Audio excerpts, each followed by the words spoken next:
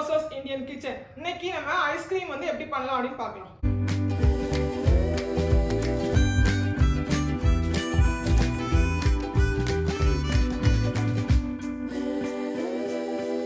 Ice cream பண்றதுக்கு நல்ல திக் bottom உள்ள பேனை வந்து நான் எடுத்துர்க்கேன். அதுல நம்ம இப்போ 1 லிட்டர் மில்க் வந்து விட்டுறலாம். விட்டு இதை வந்து நல்லா நம்ம பாயில் பண்ணணும். பாயில் ஆகி இது வந்து ஹாஃபா ரெடியூஸ் ஆகிற வரைக்கும் வந்து நம்ம வந்து அதை வந்து பாயில் பண்ணணும்.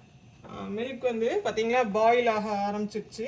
நம்ம இதுக்கு மேலே என்ன பண்ணணும்னா அப்பப்போ வந்து லைட்டாக வந்து கீழே வந்து இப்படி வந்து கிண்டி விட்டுக்கணும்.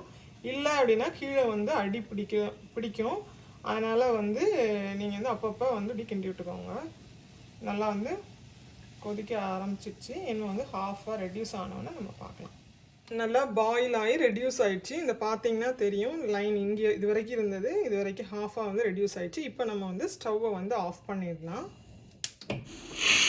இப்போ நம்ம 3 எக் எடுத்திருக்கோம். இதில் நமக்கு தேவையானது வந்து அந்த எல்லோ பார்ட் மட்டும்தான்.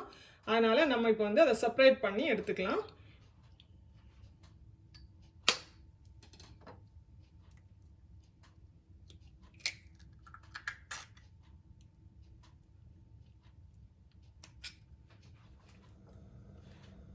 செப்பரேட் பண்ணியாச்சு. நம்ம இதை இந்த எல்லோ பார்ட்டை வந்து தனியாக அப்படி போட்டு வச்சுக்கலாம். இதை மாதிரி நம்ம 3 எக்குக்கும் பண்ணிடலாம். 3 எக்கோட எல்லோ மட்டும் நம்ம எடுத்து வச்சுருக்கோம். இதை வந்து நம்ம பீட் பண்ணிக்கலாம். பீட் பண்ணிவிட்டு இதில் வந்து நம்ம வந்து 3/4 கப்பு வந்து சுகர் எடுத்து வச்சுருக்கோம். அதை வந்து இதில் ஆட் பண்ணி நல்லா வந்து பீட் பண்ணணும். நம்ம இதை நல்லா இது வந்து அந்த சுகரையும் எக்கையும் போட்டு நல்லா பீட் பண்ணணும். இப்போ பார்த்தீங்கன்னா அந்த எல்லோ கலரில் இருக்கிறது வந்து ஒரு மாதிரி லைட் எல்லோவில் வரும். அது வரைக்கும் நம்ம நல்லா வந்து இதை பீட் பண்ணணும்.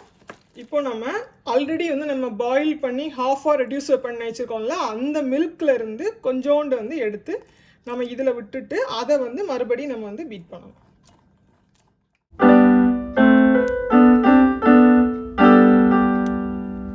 நம்ம நல்லா பீட் பண்ணியாச்சு. இதை வந்து நம்ம ஆல்ரெடி ஹாஃபாக ரெடியூஸ் பண்ணி வச்சுருக்கிற அந்த பாயில்டு மில்கில் வந்து நம்ம இதை விட்டுறலாம்.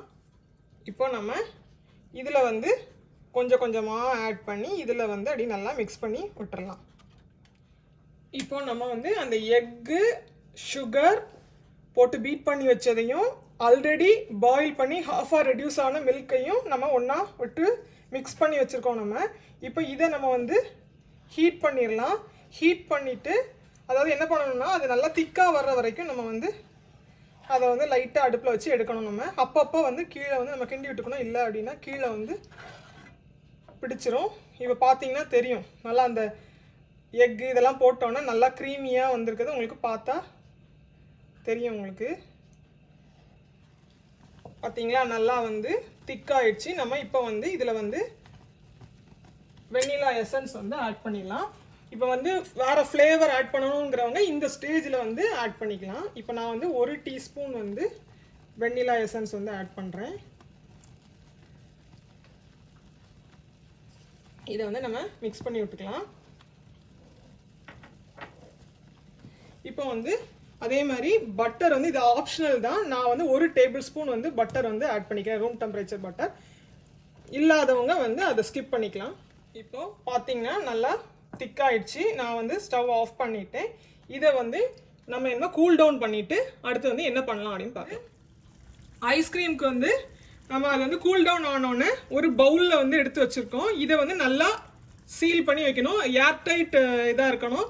இல்லைன்னா உள்ளே வந்து குட்டி குட்டியாக வந்து கிறிஸ்டல்ஸாக ஃபார்ம் ஆகும். இதை வந்து நம்ம ஒரு 3 ஹவர்ஸ் வந்து ஃப்ரீசரில் வச்சு எடுத்துடலாம். நம்ம 3 ஹவர்ஸ் ஃப்ரீசரில் வச்சு நம்ம இதை எடுத்தாச்சு. இப்போ பார்த்தீங்கன்னா இப்படி கொஞ்சம் லிக்யூடியாகவும் இப்படி இருக்கும். இதை வந்து நம்ம வந்து ஹேண்ட் மிக்சர் வச்சோ அப்படி இல்லை ஹேண்ட் மிக்சர் இல்லாதவங்க மிக்சியில் போட்டோ வந்து அதை வந்து அடிச்சுக்கலாம்.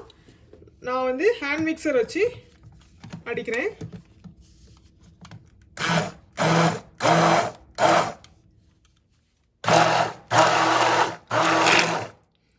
நல்லா நம்ம அடிக்க தான் வந்து க்ரீமியாக வரும். நல்லா நம்ம வந்து ஹேண்ட் மிக்சர் வச்சு நல்லா அடிச்சு விட்டாச்சு.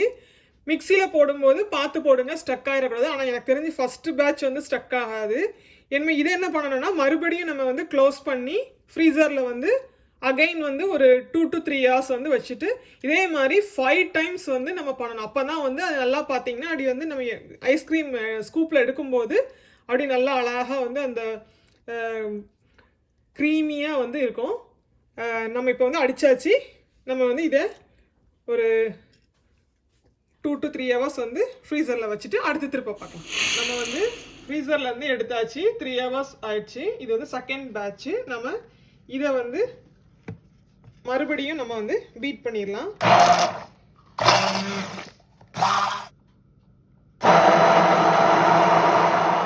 இதை நல்லா நம்ம பீட் பண்ணியாச்சு.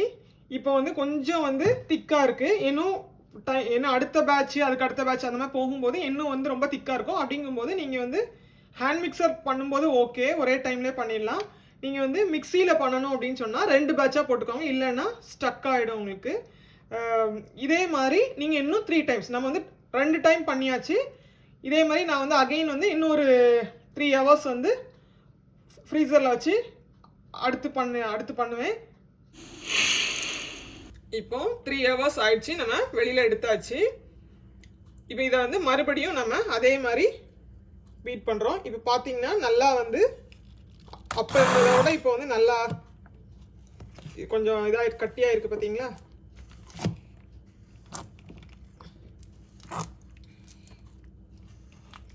இப்போவே பார்க்குறதுக்கு நல்லா க்ரீமியாக இருக்குது.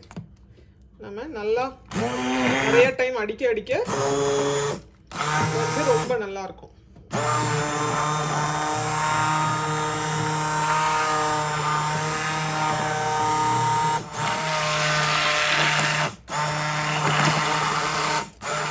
நல்லா அடித்தாச்சு. பார்த்தீங்கன்னா தெரியும் உங்களுக்கு முந்தியோட திக்காக இருக்கிறது. அதனால் மிக்சியில் போடும்போது கவனமாக வந்து அதை பிரித்து போட்டு வந்து நீங்கள் வந்து அடிங்க.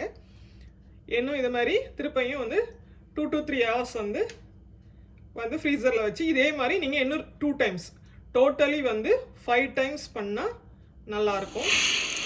5 பேட்சாக வந்து மிக்ஸ் பண்ணிவிட்டு ஃபைனலாக வந்து இப்போ வந்து ஐஸ்கிரீம் வந்து ரெடி ஆயிடுச்சு. நம்ம வந்து எடுத்து வெளியில் வச்சுருக்கோம். இதை வந்து எப்படி இருக்குது அப்படின்னு சொல்லி நம்ம பார்க்கலாம். இப்போ இந்த ஸ்பூனை வச்சு நம்ம இப்படி இது பண்ணி பார்க்கலாம். பார்த்தீங்களா, நல்லா ஐஸ்கிரீம் வந்து கடையில் உள்ள மாதிரியே நல்லா அழகாக வந்திருக்கு. நம்ம இதை என்ஜாய் பண்ணலாம். இந்த வீடியோவை பார்த்து நீங்கள் என்ஜாய் பண்ணியிருப்பீங்கன்னு நினைக்கிறேன். இது உங்களுக்கு பிடிக்கும் அப்படின்னு நம்புறேன். நீங்கள் வந்து வீட்டில் ட்ரை பண்ணி பாருங்கள். மறக்காமல் லைக் பண்ணுங்கள், ஷேர் பண்ணுங்கள், கமெண்ட் பண்ணுங்கள், சப்ஸ்கிரைப் பண்ணுங்கள். இன்னொரு ரெசிபியோட அகைன் உங்களை மீட் பண்ணுறேன். பாய்.